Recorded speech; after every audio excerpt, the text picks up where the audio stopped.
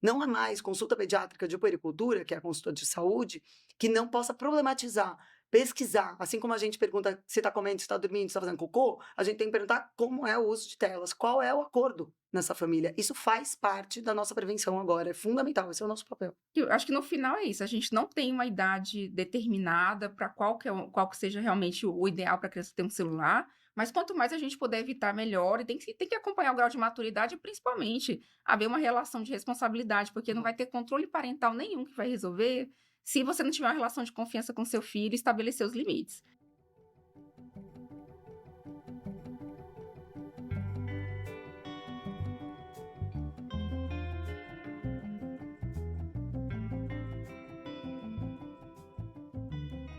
Se você convive com crianças e adolescentes, aposto que já se perguntou: será que eles estão passando tempo demais na frente das telas?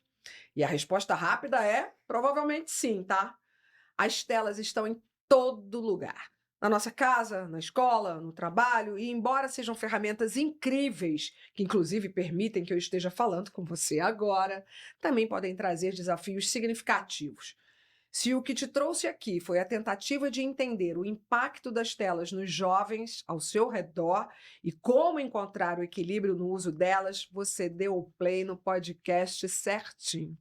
Eu sou Astrid Fontinelli, jornalista, apresentadora, e esse é o que te trouxe aqui, um podcast e videocast criado pela equipe de comunicação institucional do Hospital Israelita Albert Einstein para promover a saúde por meio de histórias diversas de quem tem plano de saúde ou de quem usa o SUS, histórias reais e sempre com as recomendações dos melhores profissionais de saúde do país. No episódio de hoje, a gente vai falar sobre o uso de telas por crianças e adolescentes. E eu não estou sozinha aqui, não. Claro, para esse papo, trouxe duas especialistas incríveis. Vou começar apresentando a doutora Florência Fuchs. Ela é pediatra geral da Clínica Conviva e do Hospital Israelita Albert Einstein. Fez graduação e residência em pediatria na Faculdade de Medicina da Universidade de São Paulo e se especializou em endocrinologia pediátrica. Ela também foi preceptora dos residentes de pediatria no Hospital Israelita Albert Einstein e professora do Instituto SEDES. Super bem-vinda, doutora Florência, ou doutora Flor, como seus pacientes te chamam. Muito obrigada, obrigada pelo convite. Muito bom Estou estar muito aqui. animada para essa conversa. E também está aqui com a gente a doutora Rejane Macedo Campos. Ela é neurologista infantil com residência pela USP e mestrado em neurociências pela Unifesp. Atualmente é médica assistente do Hospital Israelita Albert Einstein. Seja muito bem-vinda, doutora Rejane. Muito obrigada pela oportunidade de falar desse tema que é tão importante, né, no E dia vocês de hoje. sabem que eu tenho um filho de 16 anos, né? Eu sou esse assunto. Né? Bom, doutoras, a discussão sobre a influência das telas em crianças e adolescentes não é nova, não é de hoje, mas talvez a gente consiga rastrear essa conversa desde que a televisão começou a se tornar mais popular e fazer parte dos lares brasileiros. Mas com a chegada da internet e dos celulares, a conversa ficou mais séria. A pesquisa TIC Kids Online, realizada pelo Comitê Gestor da Internet no Brasil, mostrou que em 2024, 93% das crianças e adolescentes brasileiros entre 9 e 17 anos usavam a internet.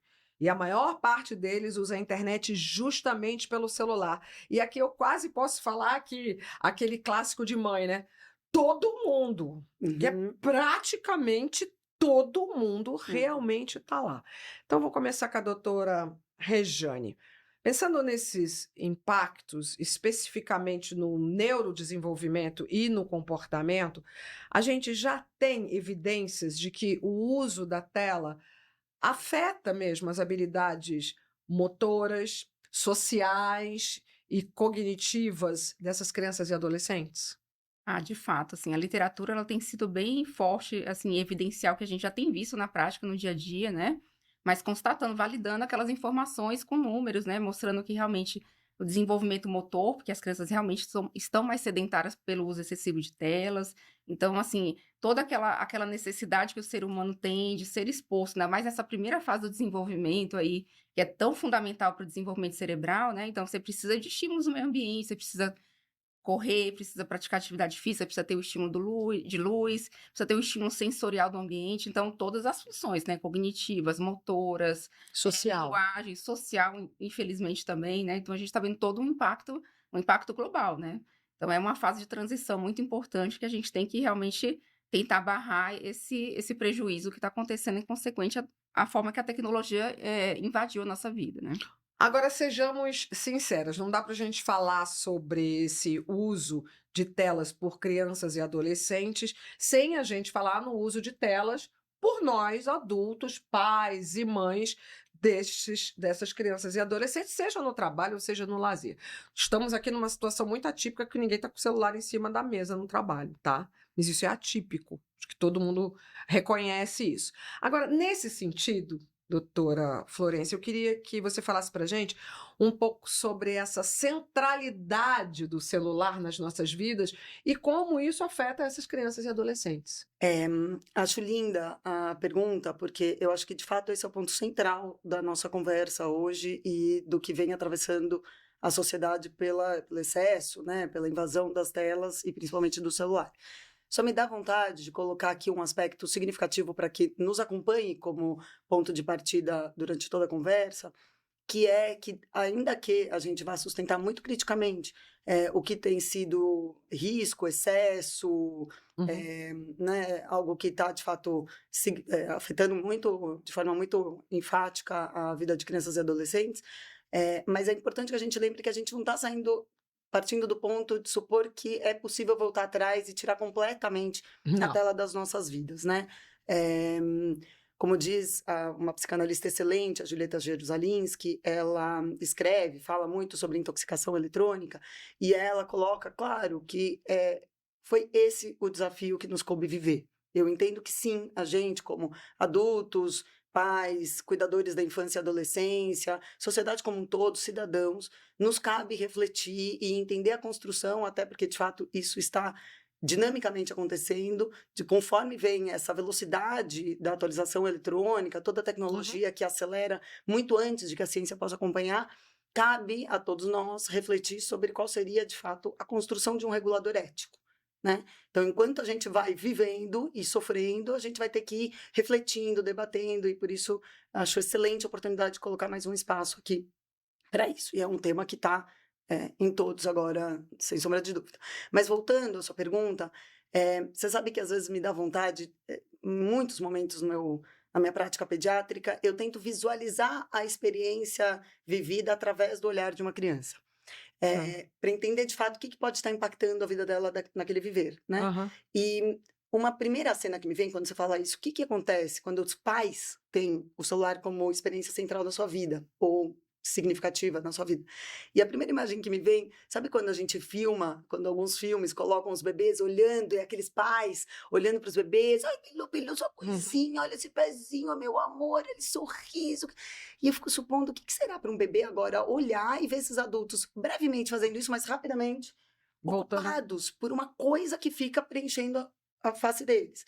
E isso, num sentido muito escancarado, muito explícito de percepção de um momento de vida, fica ainda mais crítico quando a gente para pensar que, principalmente nos primórdios, né, da construção de um bebê, justamente o olhar do outro, é justamente a presença num sentido de disponibilidade que não só reconhece, mas que traduz, que faz significado naquela experiência. Então, sim, imagina, né, um bebê que está mamando e começa a fazer uma pausa na mamada, quando a mãe olha e fala, meu amor, mama mais um pouquinho, não, só mais um tiquinho, vem cá, tá te incomodando, deixa eu parar um pouquinho. Essa leitura de pausas, só no momento inicial da vida, por exemplo, no tempo de uma mamada, ela vai constituindo aquele bebê no sentido estruturante, cerebral, psíquico. Calcula se essa mãe está o tempo todo olhando, né? O bebê está aqui mamando, mas está o tempo todo olhando no celular, o que seja, colocar o celular do lado, mas, né? Ah, não, agora eu vou dar de mamar e não vou prestar atenção. E começa a apitar aquela desgraça que não para nunca das notificações, e a cada notificação é um rolê na cabeça até voltar para aquele bebê. Só que o tempo de um bebê e de uma criança pequena em construção o tempo da sua experiência é um tempo de outro ritmo, né? De outra convocação na A gente. Então, necessidade é muito maior do muito. que... Então, claro que a gente vai fazer, às vezes, uma mamada que a gente não está totalmente focada naquele encontro. Aleluia, né? Porque também ficar demais tem seus riscos. Mas tem alguma coisa do que tem acontecido que é uma ocupação demais mental, psíquica dos adultos, que Uhum. tira a possibilidade deles estarem com aquela disponibilidade necessária para o tempo infantil. A gente está muito ocupado, mesmo quando a gente não está com o celular, a gente está ocupado pelo que ele invade na gente, psiquicamente, na nossa disponibilidade. Mas é sim uma atuação muito significativa que os pais ativamente cuidem de entender do que se trata aquele encontro, né? Ou, por exemplo, uma coisa angustiante, até para a gente pensar nos efeitos que tem e todos os debates de diagnóstico hoje em dia. Imagina que essa criança está com 1 ano e está começando a andar com apoio e está tentando pegar o tal do controle remoto, que antigamente era assim um grande desejo na vida de uma família. E vem um irmão de 3 anos, pega o controle remoto e ele cai e se assusta com aquela cena toda. Na cabeça daquele bebê, um monte de coisa está se passando como hipótese, um monte de coisa está sendo desorganizadora dentro dele, daquilo que ele acabou de viver.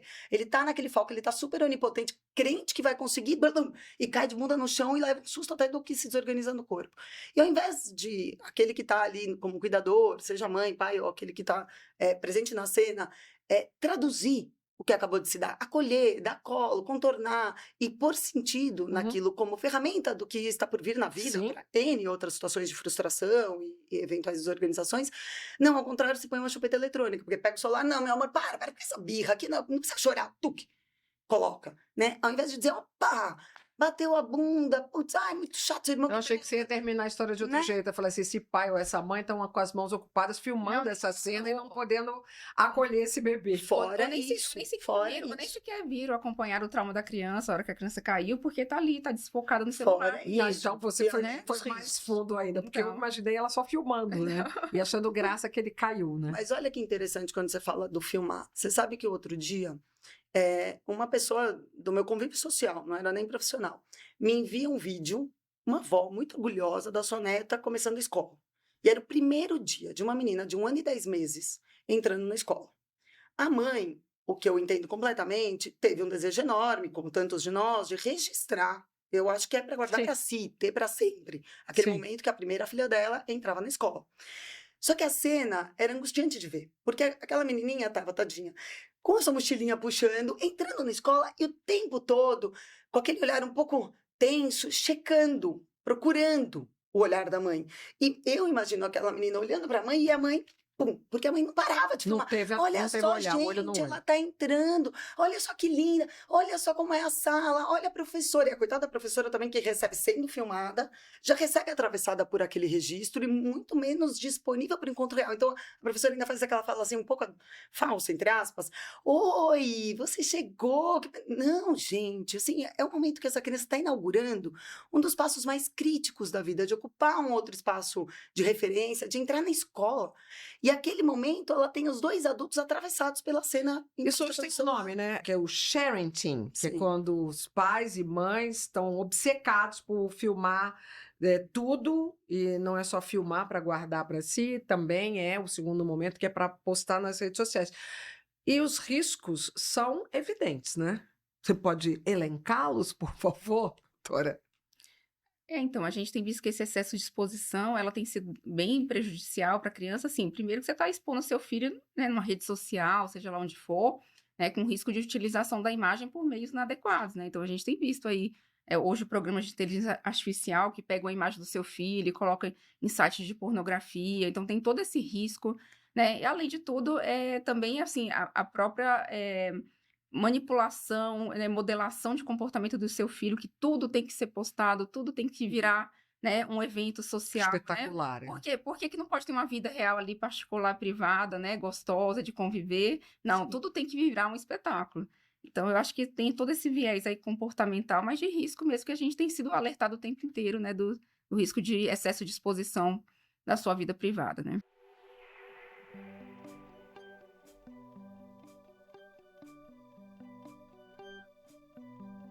Bom, depois dessa introdução, eu acho que a gente já pode abrir a nossa sala de espera. A gente vai ouvir agora os casos de pessoas reais que generosamente compartilham suas histórias e dúvidas conosco. Eu vou começar pela história da Amélia. Ela é estrategista digital, mora no Rio de Janeiro e é mãe da Melissa, de 13 anos. E aí eu pergunto, Amélia, o que te trouxe aqui? E eu vou ler a resposta dela. Abre aspas. Eu trabalho em home office e o celular faz parte da minha rotina. Até procuro estabelecer um tempo de uso durante o dia para não atrapalhar minha performance, mas passo bastante tempo com ele na mão. Quando a Melissa tinha 8 anos, eu dei um celular de presente para ela. Ela dizia que queria ser arquiteta e brincava de construir casas com papelão. Aí eu achei que poderia ser legal para ela brincar também com ferramentas de inteligência artificial para entender o que é uma planta e decorar casas de verdade. E realmente foi muito legal. Ela usava o aparelho como qualquer outro brinquedo. Só que a Melissa sempre foi meio descuidada com as coisas dela. E a gente avisou que caso ela quebrasse o celular, ficaria sem ele durante um tempo para entender a necessidade de cuidar bem das coisas. E não deu outra. Ela acabou quebrando o celular e ficou 1 ano sem o aparelho. Nesse tempo, ela ficou mais madura e cuidadosa, então autorizamos que o avô desse um novo celular de presente de aniversário. Só que aí foi outra história. Nesse 1 ano em que ela ficou sem o celular, ela saía e brincava muito com outras crianças. Agora, ela acorda já com a cara no celular e assim segue durante todo o dia, alternando entre o YouTube e o Instagram. Eu fico falando para ela chamar os amigos para ir para a quadra, para a piscina, para um parquinho, mas nada. E não só sou eu. As outras mães que têm filhos na mesma idade da Melissa estão com o mesmo problema. Além de tudo, percebo que a Melissa é bastante tímida e fico na dúvida se ela não usa o celular como uma maneira de se esconder. A gente ouve muita coisa sobre os malefícios do uso excessivo de telas. E o que eu queria entender é quanto da relação da minha filha com a tela está realmente problemática e quanto é uma desculpa que ela arranja para não precisar interagir com outras pessoas por causa da timidez. E nesse segundo caso, como é que eu posso ajudar? Então vamos lá, doutora Florência e Rejane. O que vocês podem dizer para essa mãe? Como diferenciar, então, essa timidez natural e a criação, então, de subterfúgios para ficar mais quietinha, ou, né, ou mais segura, de um comportamento potencialmente problemático relacionado a esse uso excessivo de telas? Bom, eu acho que o primeiro padrão é observar a recusa que tem acontecido de convívio social, de sair, de fazer atividades para benefício do eletrônico. Por mais que a criança fale que não seja por isso, que quando você confronta é normal, natural falar, não, não é por esse motivo, é porque eu não quero ir. Na realidade, o que a gente vê é esse padrão de comportamento. Não quero ir porque tem um interesse ali, né, escondido, que é realmente de ficar com a tela em casa, que é muito mais prazerosa naquele momento, né? Porque a criança realmente está adquirindo um hábito de vício. Então, a gente é um dos fatores que a gente consegue distinguir quando é um uso por uma integração, por uma manipulação da criança, porque está com integração digital, ou é uma coisa que realmente está virando um transtorno, né? Está virando um ciclo aí de vício. E aí tem alguns comportamentos sociais inadequados, que é justamente isso, né? Então, assim, claro, o convívio social, ele traz bastante, digamos assim, complicadores, que você sai Sim. da sua zona de conforto, né? Então, você tem que desempenhar empatia, você vai ter frustrações, então você vai ter conflitos, você vai ter que aprender a ter habilidades sociais ali na sua convivência diária, e hoje algumas pessoas têm se aproveitado disso e falado, não, para que eu vou sair do meu ambiente seguro? Isso a gente vê tanto já na infância como no adolescente muito mais desenvolvido, né? Então, é uma maneira de me privar e de não ter que passar por nenhum constrangimento, nenhum motivo de frustração, né? Então, eu fico ali na minha tela, na minha vida em paralelo, né? Mas muito mais confortável do que na vida real. Evidente que a menina pode até ter algum traço de timidez, mas na hora que ela própria fala que todas as mães têm a mesma reclamação, a gente está falando de um comportamento coletivo. Sem dúvida. E até fico pensando o quanto, claro que na timidez, e no percurso dos 13 anos, todo mundo vai ter lá seus momentos de ressalva, nos seus posicionamentos no encontro real. Claro que na timidez cabe pensar que, eventualmente, algumas conversas, algumas colocações vão se dar através desse anteparo suposto na proteção de alguma coisa que tem um certo afastamento, ou alguma sensação mais confortável e segura para se colocar. Posso até entender que a mãe coloque isso como uma característica que eventualmente tem sentido para a filha dela, uma boa sensibilidade. A questão é, de novo, a palavra que vem desde o título, né, da nossa conversa, é qual é o equilíbrio, né? Não é eventualmente por uma pessoa tímida fazer uso, mandar um áudio porque foi difícil sustentar a fala no Sim. encontro, mas quando que deixa de acontecer o encontro, né? Quando se escolhe, entre aspas, só viver no virtual. E aí, lembrando, exatamente como a Regiane falava, que também é complexo supor que ela própria se autorregule. Ah, não, é que ela acorda e ela que faz essa escolha. Não, aos 13 anos, imagina, se para a gente como adulto é difícil. E, evidentemente, num sistema que é feito para que se vicie, né? Para que a gente siga ali, é necessária a intervenção dos cuidadores, de todos nós, né? Para ajudar esse desafio.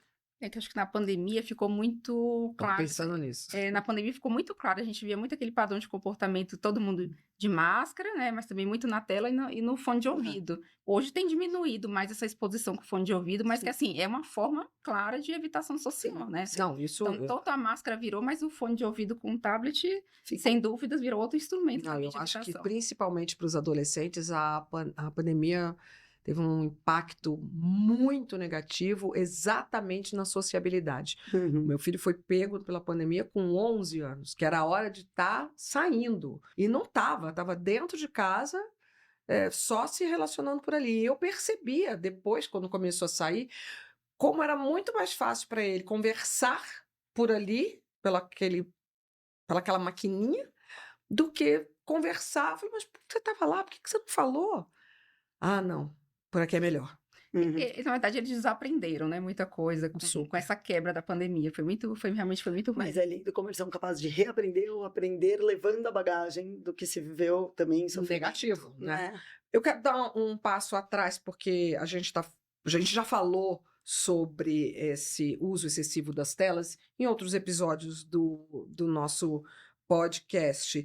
E eu lembro especialmente da doutora Elda Pires, num episódio sobre vida saudável em família, ela comentando que existe uma recomendação da Organização Mundial da Saúde de que crianças menores de 2 anos não tenham acesso à tela. Não sou eu que estou falando, é a Organização Mundial da Saúde. O ideal é que esse tempo fosse aumentando com a idade, né? Se por 2 anos não tenham nenhum acesso, aí com, sei lá, vocês é que devam falar sobre esses limites aí. Até os 18 anos. Isso tudo está escrito pela Organização Mundial de Saúde. Eu acho que, claro, todos estamos pensando juntos como fazer, de novo, a construção mais equilibrada ou menos danosa dessa experiência. A Organização Mundial da Saúde, assim como outras entidades, tentam colocar alguns parâmetros. A definição do tempo de exposição é um limite explícito, objetivo, prático, mas que até está em debate se, de fato, o número que eles colocam, por exemplo, de 11 a 18 anos, usar por 3 horas durante o dia, para alguns pode ser bem ruim, então depende, de novo, da construção do equilíbrio.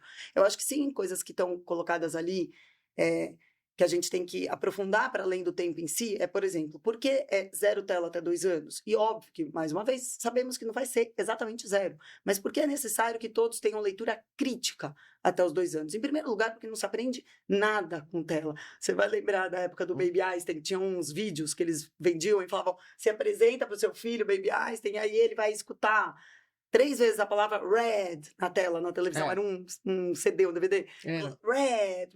Ele aprendeu a falar inglês. Olha só, ele fala vermelho. Só que o que obviamente se provou é que não sabe porcaria nenhuma. E, em parte, o que não serve naquele tempo, né, de construção de conhecimento é porque, para uma criança até os 2 anos, o aprendizado depende de que aquilo que a afeta afete o outro, né? A gente, mais uma vez, é alguém assistindo junto, é alguém mais que assistindo, vivendo junto, dizendo, nomeando, traduzindo, construindo aquela experiência que tem impacto pro para o aprendizado, né? Então, 0 tela até 2 anos significa atenção. A gente está num momento muito crítico da construção neurológica, mental, psíquica dessa criança. Alerta, não Olho usem. no olho, como É você que já nem a falou. história do chocolate, não é para dar doce. Então, bom, todo mundo, a avó vai dar o brigadeirinho, vai dar uma lambida no picolé, mas é para ter senso crítico no uso, né? Entender que não só não tem benefício, como tem risco. 2 a 5 anos, que eles colocam que é 1 hora com supervisão, aí também, de novo, a gente vai pensar que exposição é essa, né? Por Que quê? tal Pra quê? tela? Para quê? Exatamente. Então, por exemplo, é importante entender que a tela em si escolhida também tem diferença no seu dano. Ou seja, quanto maior e distante, menor o risco. Uma TV com espaço que se ocupa físico, simbólico, daquilo que você vê para o seu corpo e como você está atravessado pelo ambiente que tem intervenções outras, é muito menor o dano do que o computador, do que o iPad, do que o celular, e o celular, o fone. Desgraça completa, você saiu do universo, né? Expulsa o seu filho para o universo paralelo, ele está perdendo tudo que está acontecendo aqui. Então, a escolha de qual tipo de tela, a escolha do que se assiste. Então, não adianta pôr na TV, que é bem menos danosa, e colocar vídeo curto no YouTube. Isso é horrível, né? A gente sabe os danos que tem causado. Então, a gente tem que tentar entender mais especificamente, não só a orientação de tempo, e sim o que a gente escolhe. E, por fim, para não me estender muito, eu acho que tem uma proposta de alguns, né, desses especialistas atuais sobre telas, que eu acho bem bacana como visualização, que eles falam de dieta digital. Então, assim como a gente diz para uma criança pequena, ou dependendo da idade, bom, o doce faz parte da vida, mas você tem que comer um pouco e tem que ter uma alimentação saudável, Sim, com um só corpo final de saudável. semana. Com alimentação saudável, seu corpo está bem para aguentar um doce que te faça mal. A tela vai no mesmo lugar. Se a vida está saudável e a gente tem experiências plenas, outras que de fato são constituintes daquele futuro sujeito cidadão, a tela vai causar menos dano. Uhum. E por fim, eu acho que daí quando a gente pensa na tela portátil, vem exatamente a pergunta que você fez há pouco atrás, assim, cabe a nós como adultos, carregando isso como ferramenta, entender no lugar do que essa tela entra, né? No lugar do que o celular entra quando a gente leva para onde for, para o restaurante, para a praia, para acalmar, em qualquer cena que se dê de birra, tirando a possibilidade de fazer outras interpretações. Ou seja, tem uma invasão que a gente tem que ser mais ativo em refletir do que se trata. Né? Cara, eu tô vendo mães aqui perguntando, doutor, então, com que idade eu posso dar um celular para o meu filho? Essa pergunta foi uma pergunta que acho que eu me fiz lá atrás e que muita gente se faz. Com que idade pode dar um celular para o filho? Olha, entre poder e dever, existe uma Então, distância eu falei, gigantesca, né? pode, eu me arrependi. Porque realmente assim, né, é uma pergunta que todo mundo tem se feito, a gente não sabe, porque tem a questão do padrão da sociedade atual, que, né, não tem como você desinserir do meio. Tem na minha sala, mãe. Exatamente. Então eu falo, aí você fala, você não é todo mundo, né? Mas enfim, né? Tem aquelas questões também, você não pode também deixar a criança, né, não ser inserida naquele meio social por ausência de alguma coisa. Mas tem que ter o bom senso, como a Florência está falando. Então eu acho que assim, alguns pesquisadores têm levado isso em consideração, falar assim, até 16 anos a criança não deveria ter nenhuma tela, não deveria ter redes sociais. Então, eu acho que é levar isso mais a fundo, pensar também na responsabilidade da criança. Você vai dar um meio eletrônico, tá? Com que finalidade, né? Para que momento? É só para usar alguns momentos dentro de casa, porque, assim, criança menor do que 10 anos, convenhamos, não tem habilidade nenhuma e não tem nenhuma maturidade, na verdade, para lidar com rede social. Né? Então, assim, tem aqueles grupinhos que começam de WhatsApp da escola, né? Mas até você tem que estar de olho, porque, assim, começa a ter conflito ali, que você fala assim, coisa absurda. Então, assim, a criança, é um momento que a criança tem que ter supervisão para tudo, inclusive, como que tá lidando as relações dela, que é o momento que ela tá aprendendo. Então, assim, você deixar o celular com a criança, você tá de olho no dia a dia, mas não tá olhando o que a sua filha tá fazendo no celular, porque eu peguei isso num grupinho, eu tenho uma filha de 10 anos, peguei num grupinho de escola ali. Sim, eu também já peguei coisa. Um conflito absurdo que eu não acreditei. Eu falei, gente, mas cadê a mãe dessa criança que não tá vendo? Olha o comportamento inadequado dessa criança. Eu tenho certeza absoluta. Mandei minha filha sair do grupo, falei, não quero mais isso. Eu tenho certeza absoluta, se cada mãe fizer isso, vai encontrar algum conflito. Eu também peguei, era um palavreado absolutamente surreal, de palavrões, muitas meninas usando muito palavrão, e eu falei, o que é isso? Mas por favor, isso está tudo errado. Vocês estão se comunicando da forma errada. E tive uma conversa também com as mães. Por favor, deem uma olhada. Mas ela esconde a senha, troca. Não existe isso, gente. Eles não podem ter essa liberdade Não tem. nessa idade ainda. Eu acho que no final é isso. A gente não tem uma idade determinada para qual que seja realmente o ideal para a criança ter um celular, mas quanto mais a gente puder evitar, melhor. E tem que acompanhar o grau de maturidade e, principalmente, haver uma relação de responsabilidade, porque não vai ter controle parental nenhum que vai resolver se você não tiver uma relação de confiança com seu filho e estabelecer os limites. Né? Então, porque assim, você coloca controle parental, tudo bem. A criança, ela é esperta, o adolescente, ele vai saber burlar. Meu Então, amor, o controle parental, e muitas vezes, você tem certeza que não quer assistir esse vídeo ou quer assistir esse vídeo? Oi? Isso, né?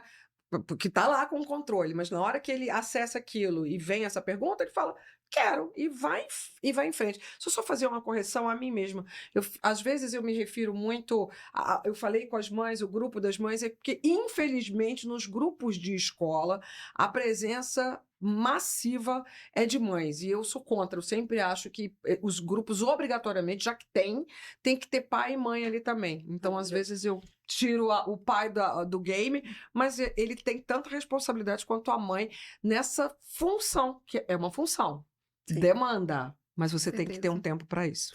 Mas só acho que é importante voltar um pouquinho na pergunta de qual é a idade, Tá. mais uma vez para a gente poder pensar junto, talvez, uma camada mais profunda.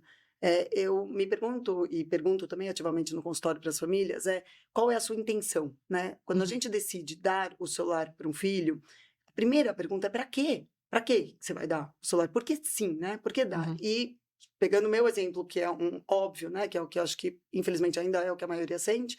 De fato, a entrada no Fundamental 2, quando eu entrei no 6º ano, eu entendi ainda que eu tinha muita convicção, que sim, seguindo o que muitos têm recomendado, que é não dar celular até os 14, não ter rede social até os 16. E curiosamente, esse é um número que se repete em muitas propostas, e era internamente a minha percepção, muito antes que isso tivesse posto. Quando Sim. veio a pandemia e todo mundo teve que negociar, eu pensava... Felizmente, não era o caso do meu filho, não estava em idade para isso, mas eu falei, eu vou até os 14. Era uma sensação da prática. Mesmo assim, quando ele entrou no 6º ano, eu tive que rever a minha tomada de decisão. Por quê? E aí era parar para entender qual é a nossa escolha, do que se trata dar o celular. Naquele momento, ele não precisava o celular, ele precisava de comunicação. Sim, essa geração é uma geração que, com o que tem de ganho também, se comunica no WhatsApp. Então, bom, ele não precisa de um aparelho ocupando o corpo dele, invadindo a vida dele, ele precisa simplesmente de WhatsApp. Então, a gente pegou um aparelho da casa, aquele clássico onde a gente tem, velho, atualizamos, colocamos lá o WhatsApp e falamos, olha, filho, agora você vai usar isto em casa, porque afinal, quando você está com seus amigos, você tem a comunicação com eles. Quando você está em casa, você vai usar, mas a gente vai ter que aprender junto a usar. Nós e você olhando juntos. Cabe a nós, assim como a gente ensina um filho a ir para o mundo, a ir para casa de outras pessoas, e ser educado, respeitoso, gentil, ético, cabe a nós ensinar essa cidadania digital, ou seja, não é algo que a gente pode se abster de novo. A escolha mais simples é não dar, porque se for dar, tem que dar adequadamente, né? A gente tem que pensar o acordo, a gente tem que pensar junto, a gente tem que olhar criticamente do que se trata, mandar um áudio no celular que fica para sempre.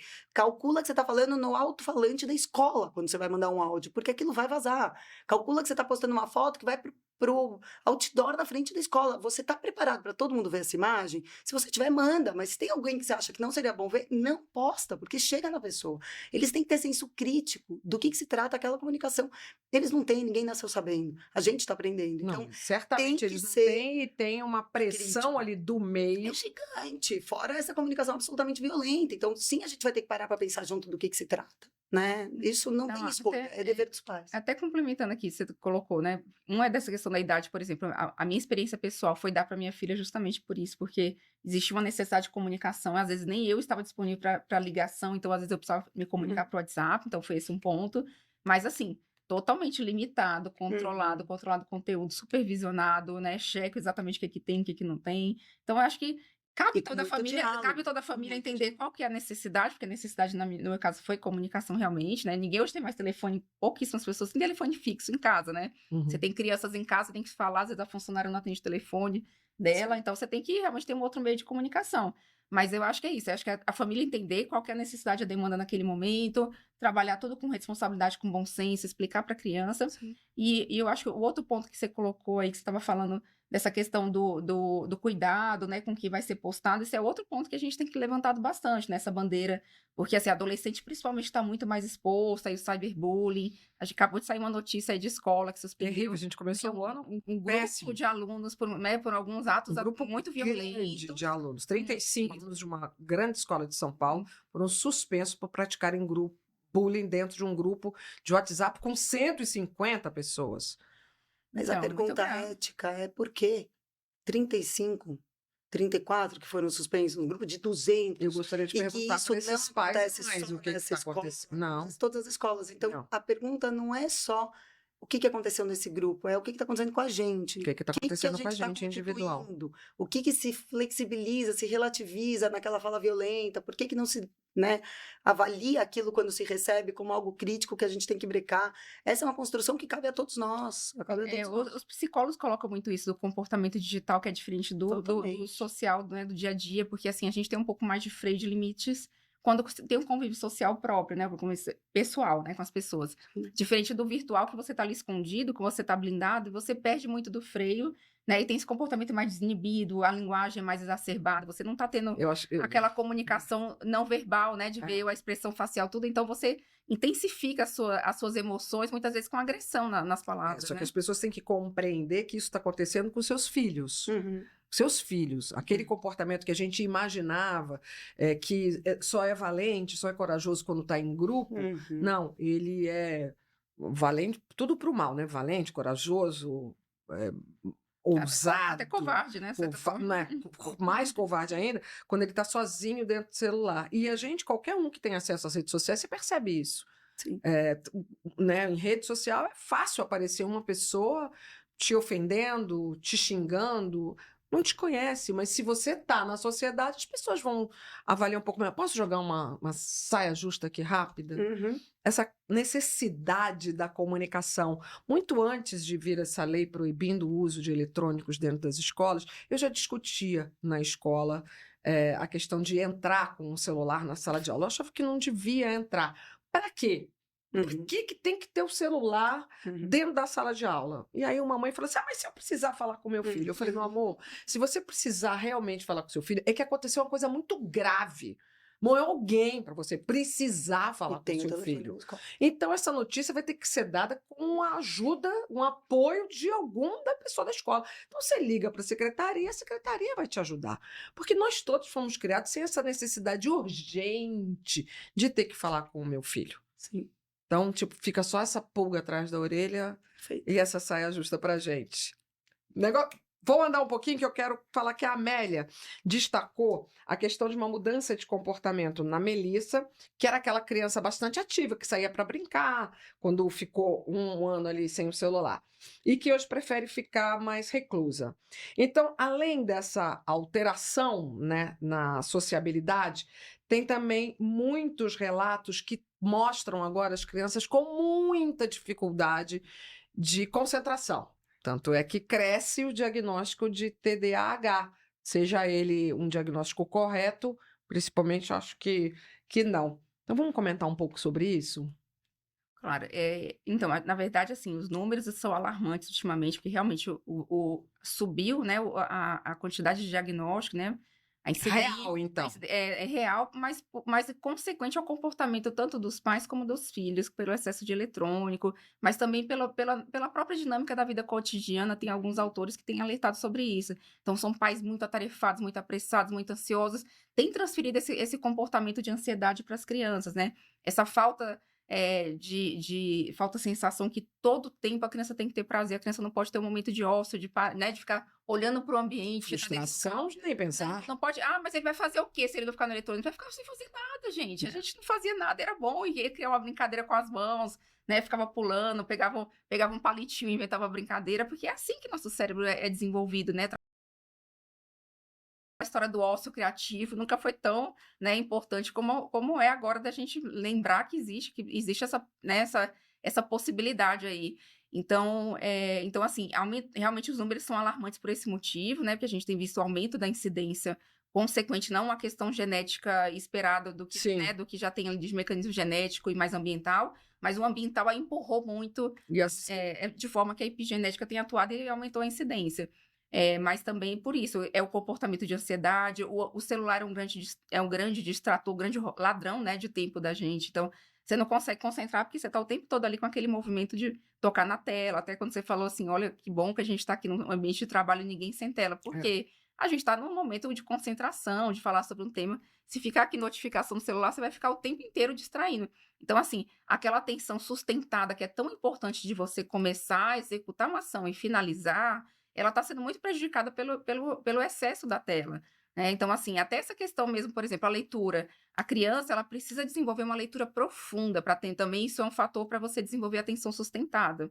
Então, hoje, assim, é só leitura rápida e fragmentada.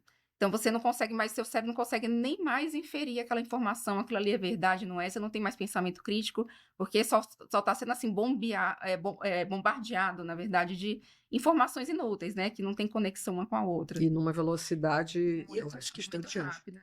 Que eu fico pensando, além de que é isso, né, especificamente no TDAH, que, bom, o diagnóstico em si já tem lá todo um debate que vejo que já foi posto aqui em outro episódio, mas sim, a relação das telas, né? Alguns estudos mostram que mais de 2 horas de uso aumenta o risco de TDAH, e ainda é complexíssimo, porque é um ciclo vicioso. Também esse mecanismo, naquele momento cerebral, busca mais dopamina, e a dopamina liberada piora bola de neve que não para mais. Tanto que uma das coisas que eu provoco daí diretamente os pacientes no consultório, para adolescentes e adolescentes, é que eu brinco com eles que a gente tem que cuidar dos nossos entres. Os entres são aqueles espaços da vida naturais para o nosso psiquismo conseguir aquietar e mesmo, por exemplo, antes de proibir celular na escola, que foi uma batalha tremenda, que a pediatria fez muito parte também, imagina que você saiu de uma aula super densa, complexa, mesmo para o aprendizado cognitivo, objetivo daquilo, e imediatamente, enquanto aquilo nem se acomodou no cérebro, você pega o celular E na já hora foi para outra coisa. é quase como virar a página da revista. Você mal registrou aquilo que foi absorvido como conhecimento e já ocupou. E ocupou muito rapidamente nesse tipo de exercício que pouco aprofunda, né? Que pouco problematiza. De fato, a sensação de que se a gente pudesse, ao menos, ter esses espaços entre aí a escola, assim, tem um outro tempo de organização interna, de possibilidade psíquica para viver, acomodar o que está sendo vivido e aquietar para que a gente possa seguir uma experiência menos tensionada, menos acelerada. Evidentemente, além dos próprios adolescentes usando, pré-adolescentes ou crianças, os pais, mas a sociedade como um todo está excitada demais, agilizada demais, rápida demais. Isso tudo afeta, evidentemente, quem vive nela. Eu acho que todo mundo tem essa sensação de cansaço, Todo né? mundo É exausto, muita coisa, tá sociedade todo mundo exaustos. exausto. Vou tocar o terror, tá? A partir de 2018, a Organização Mundial da Saúde, a OMS, passou a reconhecer a dependência digital como transtorno.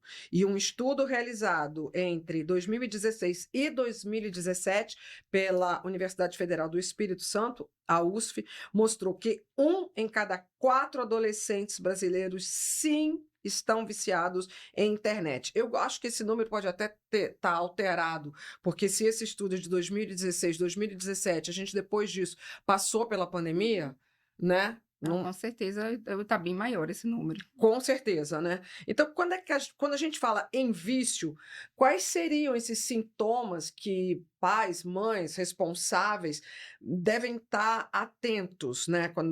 Quando a pessoa cruzou essa linha aí entre o uso, que tem um monte de coisa bacana no uso do celular, né? A gente tem, eu falo que a minha enciclopédia Barça, Delta Larousse, está ali em segundos, mas eu também preciso aprender a pesquisar se aquilo que está me dando é verdadeiro ou não. Mas quando é que a gente percebe que esse uso está exagerado, e pior do que estar exagerado é que ele levou a uma doença, a um transtorno, que é um vício?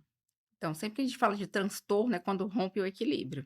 Tá. Então, assim, você pode até, por exemplo, ter um engajamento maior de telas por um excesso de uma demanda de trabalho. Hoje tem até algumas escolas que inserem o meio digital. É uma das perguntas que eu recebo. Sim. Poxa, mas não é prejudicial a escola? Ou utiliza o meio eletrônico e aí meu filho vai ficar muito exposto à tela?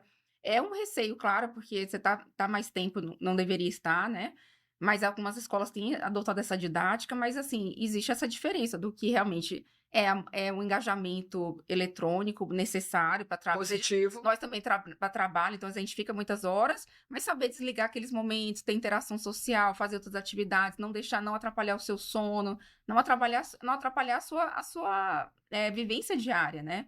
Então, a gente vê relatos assim bem dramáticos de pessoas que têm transtorno, que foram até internadas para poder fazer tratamento, né? Tiveram casos mais graves, Que assim. tipo de sintoma ou de transtorno? Então, assim, casos mais absurdos que eu já Sim. ouvi relato de psiquiatra falando que internou o paciente, que a mãe falou assim, o filho ficou 55 horas jogando sem parar. Meu Deus do Não céu. parava nem para necessidades Aquela história fisiológicas. isso de usar Não fralda. não A gente está dormia falando de aqui no Brasil. aqui no Brasil. Porque a gente Fora. né, já vê essas notícias aí pelo mundo de gamers que ficam e que morrem. Não, então usa fralda, então até evacua Como? e urina na própria cueca, e uma mão ele tá ali jogando e outra ele joga fora, e fica ali sem comer, sem se alimentar, sem nada. Então, assim, aí já é realmente o excesso que você fala assim, totalmente prejudicial. Não Sim. dorme e fica ali naquela vida de zumbi, né? Somente no meio eletrônico.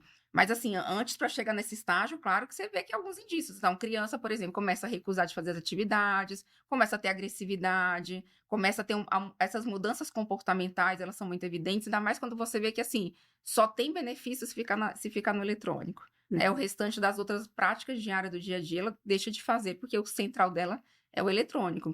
E aí eu acho que um ponto muito importante, que até vem um pouco daquele assunto que você falou de reter informação, né? Você precisa ter hora de sono adequado. O celular, ele tem sido um ladrão até nesse momento, porque você fica ali no cortisol naquele momento, o momento que você deveria relaxar, às vezes, à noite, por exemplo, totalmente inadequado, né? Meia hora antes do sono, por exemplo, você joga, você tá ali ou tá no celular, você fica no cortisol, no momento que você deveria Você tranquilizar. fala meia hora. Pro seu, pelo menos meia hora, mas uma hora, na verdade, à noite, momento que seu cérebro já devia estar aumentando seu nível ali da melatonina, né, endógena, para realmente para você conseguir relaxar e ter noite de sono adequado, para você poder sedimentar a informação que você receber durante o dia. Tem estudos que mostram isso, né?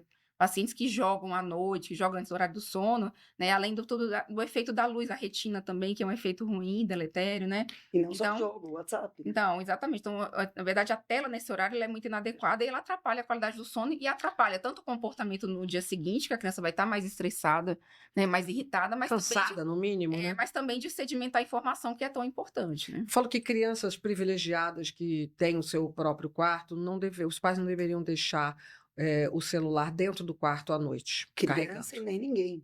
né? Todos nós. Uma das situações críticas para os adultos hoje em dia também tem sido toda a questão da insônia no sentido simbólico e principalmente no sentido da saúde.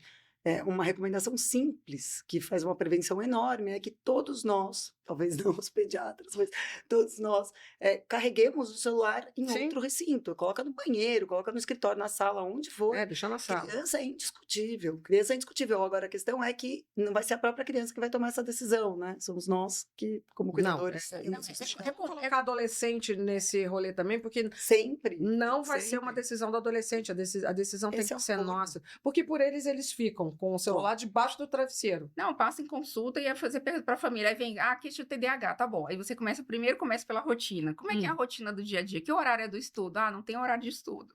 E quanto tempo de tela? Não tem controle de tela. E à noite? Horário de sono? Não tem horário de sono, Deixa eu fazer de uma tela. pergunta. Esses pais, você deve fazer essas perguntas no consultório.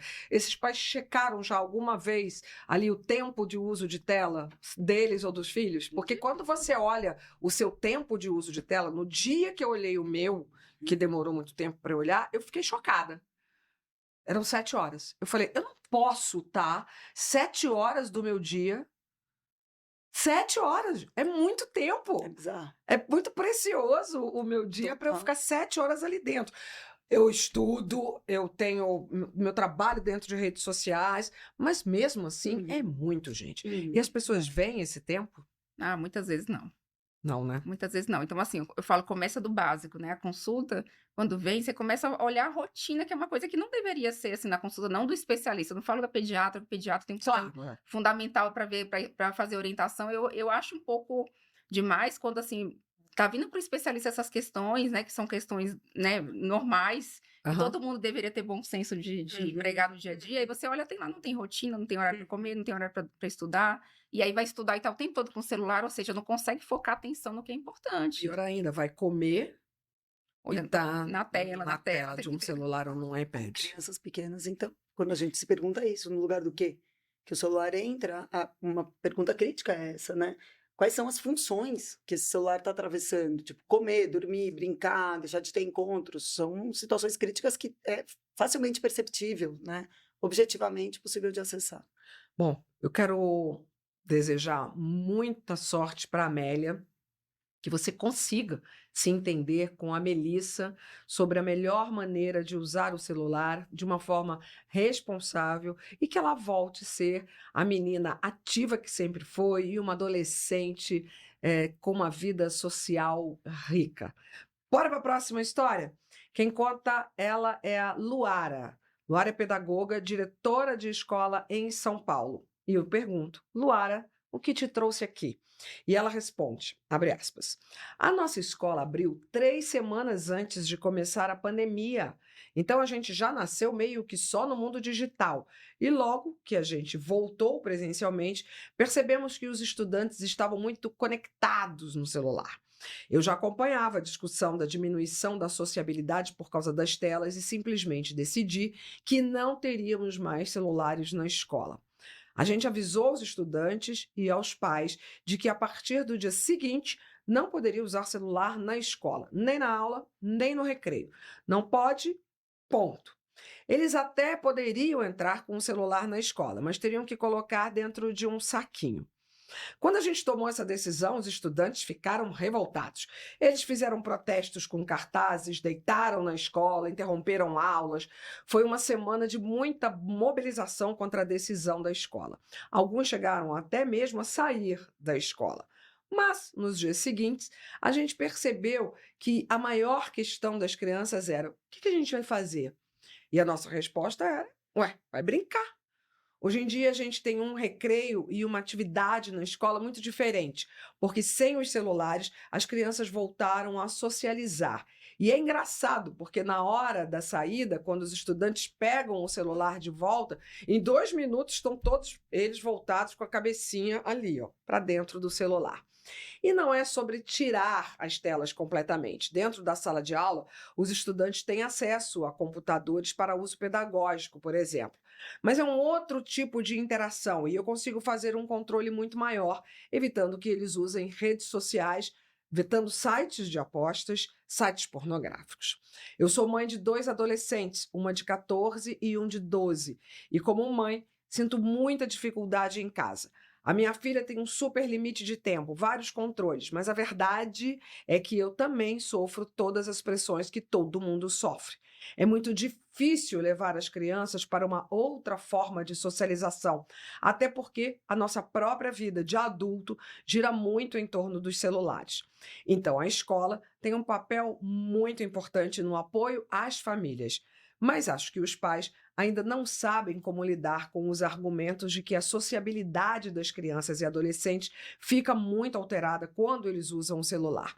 Então, eu queria perguntar para as doutoras: quais são as habilidades que as crianças deixam de desenvolver quando estão muito envolvidas com o celular? Essa é uma. E quais evidências podem me ajudar no convencimento desses pais? Boas as questões da Luara, ela menciona aí as habilidades que as crianças deixam de desenvolver com esse uso excessivo de telas, a gente já comentou sobre alguma delas, e eu queria acrescentar essa pergunta: de qual é o papel do pediatra para ajudar os responsáveis a identificar essas questões? Perfeito. Eu acho que primeiro, voltando à pergunta da Luara sobre realmente o que se impacta, né, na construção dessa socialização, essa capacidade da experiência social em crianças e adolescentes e a necessidade de colocar sustento, né, evidência científica e algo que também ajude os pais a bancarem essa posição, eu acho que a primeira resposta é que todo mundo sabe claramente o quanto o impacto é nítido, né? Quem tem não só filhos, mas amigos, entende o atravessamento que é a experiência excessiva na tela. Sem dúvida, sem dúvida. para aprender a se socializar, para aprender essa troca, o código, a maneira como a gente lida com o outro, a gente depende da experiência em si, vivida, né, no mundo real.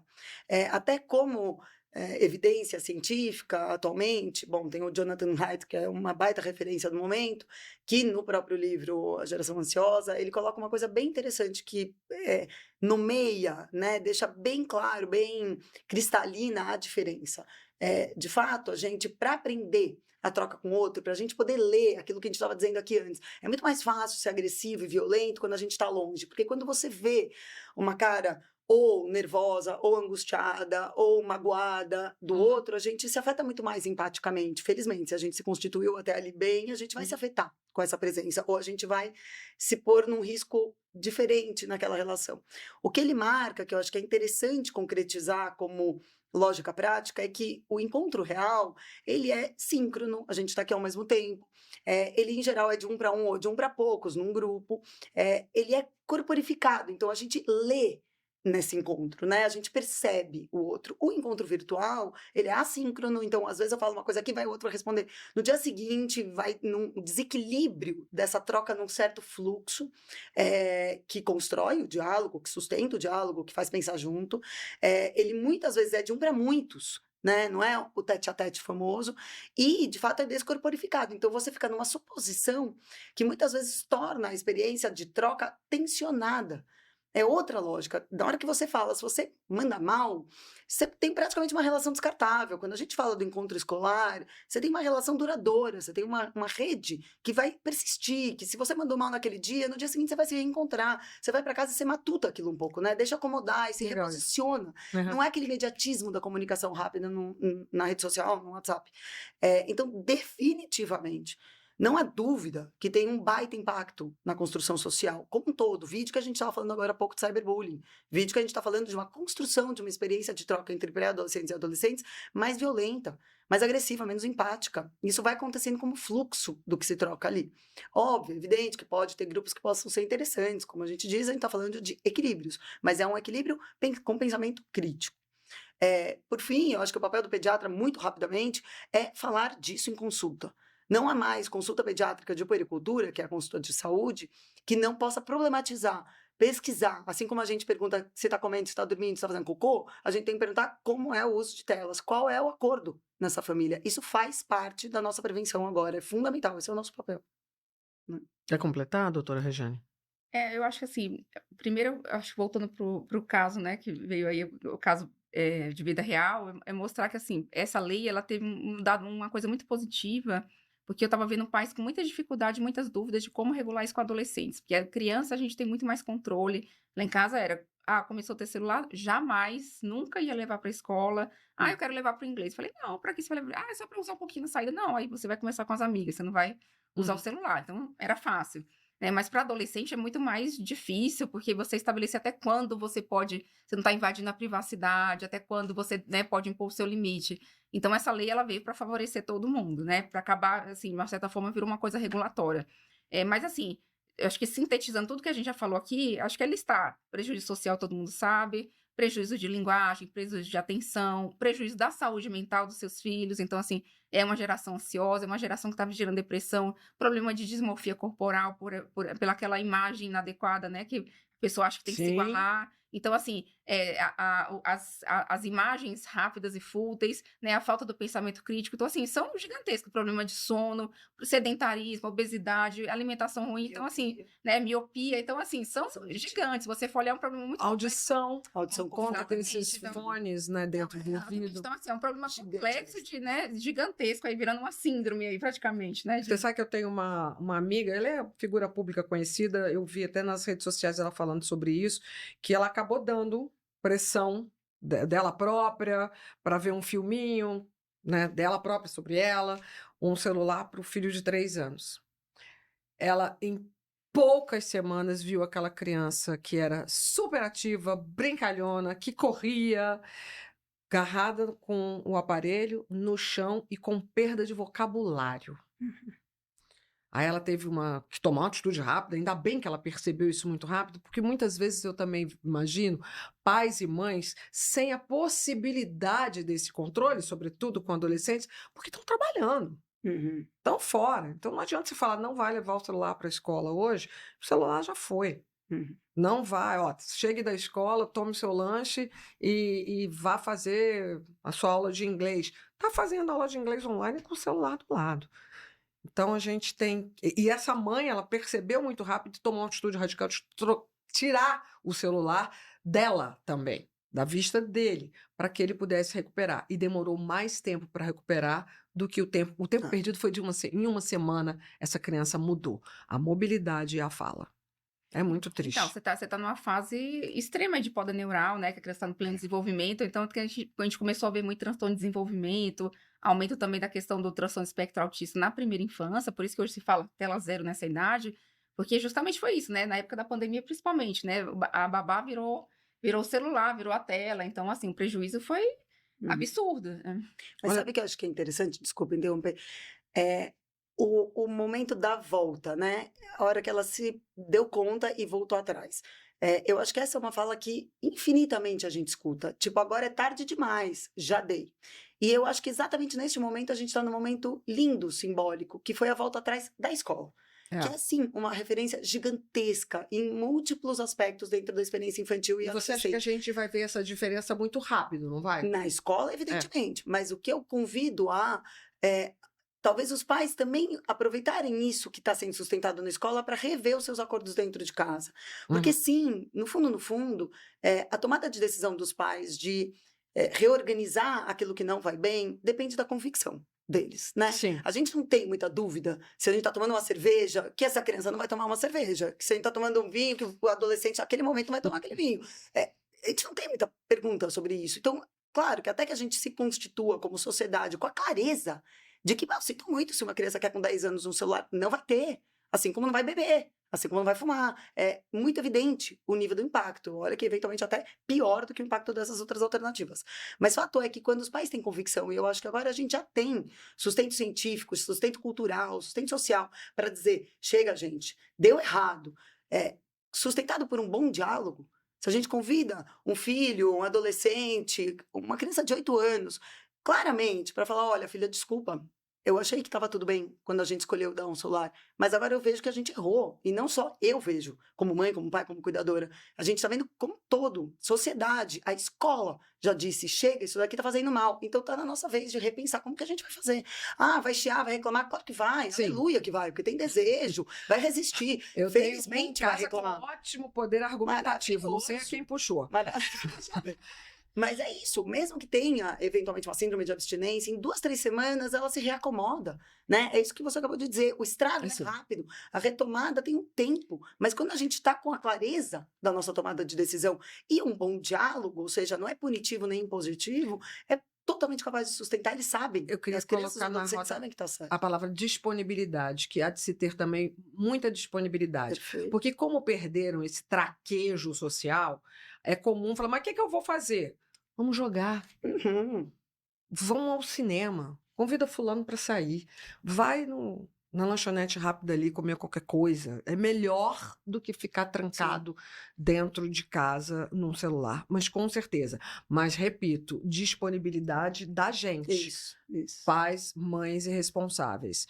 Porque eu também vejo muita gente criticando, falando, mas está criticando, falando, e ela própria está agarrada no celular. Agora é um momento de virada, vai ser bem importante isso que a gente está experimentando. Né? Maravilhoso. Bem importante. Ontem a briga lá em casa, a briga, né? Ontem a questão lá em casa foi, poxa, mãe, proibiram até o relógio, né? O relógio eletrônico. Alguém acha que a gente vai escrever alguma coisa, vai ficar vendo TikTok naquilo? Aquilo dali serve para a gente ver a hora, quando a gente está sem celular. Falei, Gabriel, posso te falar uma coisa? Eu acho que a gente vai entrar num momento de ajuste. Acho que era o necessário era parou. A gente está no momento do stop, parou, proíbe tudo. Daqui a pouco, e vai ser rápido, as coisas vão se acomodar e vão se reajeitar. Vocês precisam até desses eletrônicos hoje em dia para estudar, né? Na escola dele, ele precisa até de um aplicativo que está lá dentro. Os livros, alguns já estão, são livros só digitais, estão ali dentro. Então, daqui a pouco as coisas vão se reajeitar. Acho que essa primeira resposta foi bem recebida. Uhum. E a próxima, a gente tem que estar preparado, compartilhando, por exemplo, este podcast que você está ouvindo com outras mães, com outros pais e com os próprios adolescentes. Então, olha, muito boa sorte para a Luara, tanto com as crianças na escola, como com os filhos dela.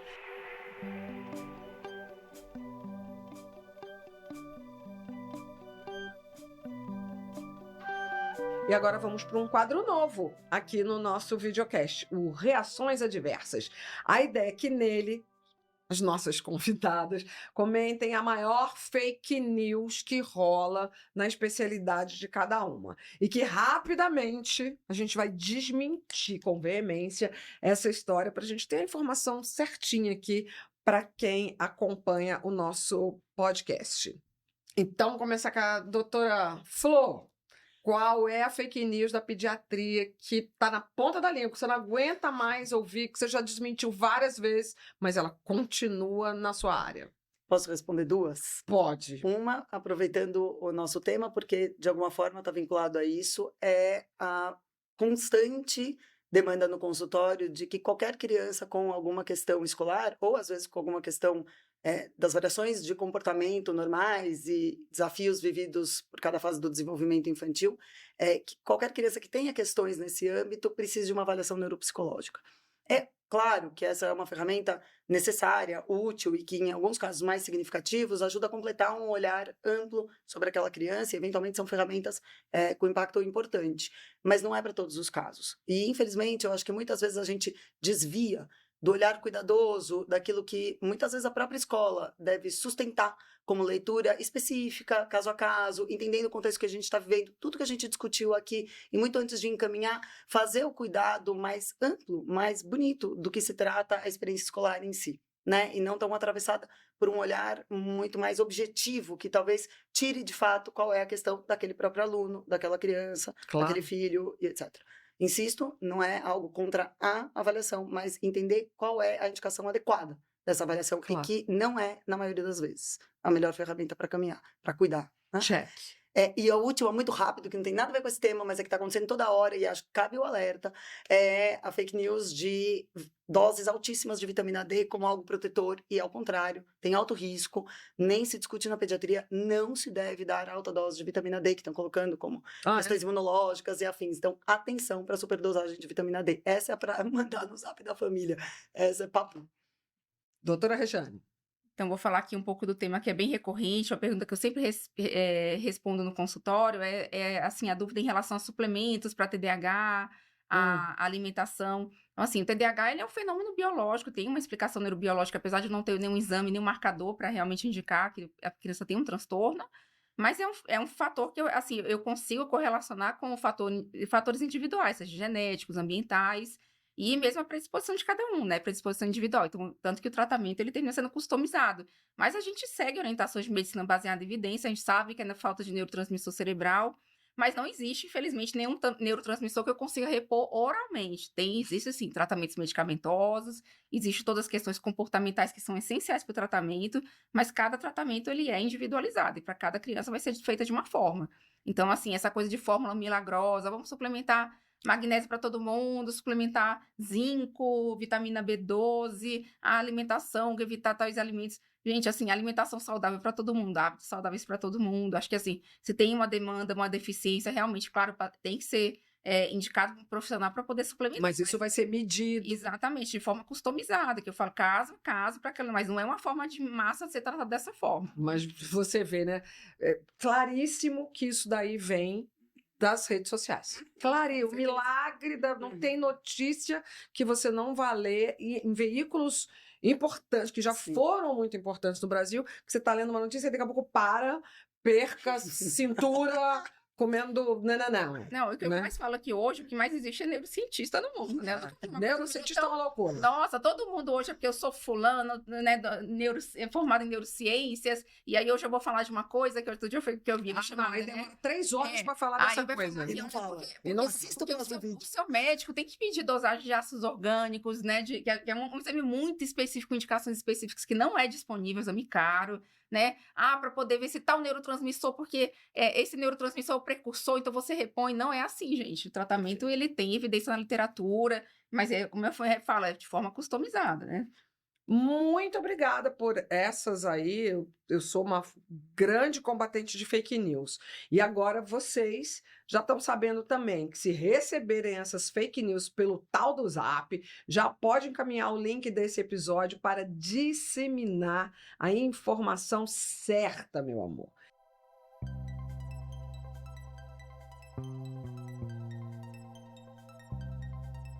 Para fechar o nosso episódio, assim como se encerram as consultas médicas, a gente pede para as doutoras uma receita e retorno. É o nosso quadro final em que vocês vão deixar aquelas últimas palavras sobre o tema desse episódio. Então, eu queria que vocês dessem, em poucas palavras, tá?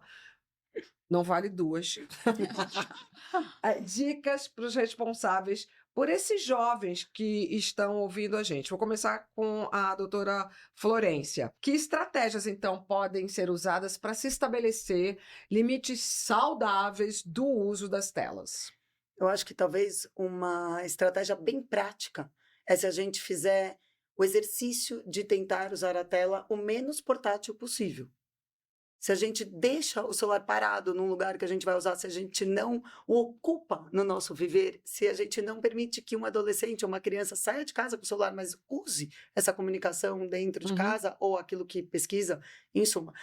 Usar o menos portátil possível é um caminho gigantescamente protetor, já em si. É um exercício que a todos cabe e dificílimo para os tempos contemporâneos. E claro, para sustentar isso para o outro, os nossos filhos, a gente precisa de diálogo, sem sombra de dúvida. Sempre. E, doutora Regiane, o que é que pode ser feito pela família para incentivar momentos sem o uso da tela? Bom, começar com todo mundo se autolimitar para horário, se regular, né? Então, voltar a ter aquele resgate do momento de família, do convívio pessoa a pessoa, fazer coisas prazerosas. E eu falo, a oportunidade vai sair, vai para o médico, vai para a escola, não é para levar no celular, não é para entrar na consulta médica com o celular. Então, assim, o comportamento a gente tem que dar o exemplo, né? Mas o filho também a gente tem que ser orientado a seguir. Sem dúvida nenhuma. Não é fácil, agora eu tô olho no olho, não é fácil, mas é possível. Acho que isso é bom da gente fazer. Exige disponibilidade, exige atenção. Eu convivo com muitos adolescentes, os amigos do meu filho, os afilhados, e eu garanto para vocês que é possível. Doutoras, então, muito obrigada pela presença, eu adorei a conversa. Eu tenho certeza que depois dessa conversa, o nosso público também sai daqui com várias ideias, com várias provocações para melhorar a relação dos jovens que estão ao redor de vocês aí com essas telas. Agradeço demais, doutora Flor. Você tem filhos de quantos anos? Vai fazer 14, o Miguel, e a Elisa, 8, vai fazer 9. 8, tá sob controle. Então, muito obrigada também por estar conosco, doutora Regiane, e também com filhos. Com filhos. Quantos anos? Sofia tem 10 e o Miguel tem 7. Miguel já tem celular? Não. Olha, brava. Obrigada a você que nos assiste. Não esqueça de seguir a gente nas plataformas de áudio e no canal do YouTube do Einstein para não perder nenhum episódio dessa temporada. E melhor, importante para a gente, compartilhe esse conteúdo. A gente se vê no próximo episódio. Até lá!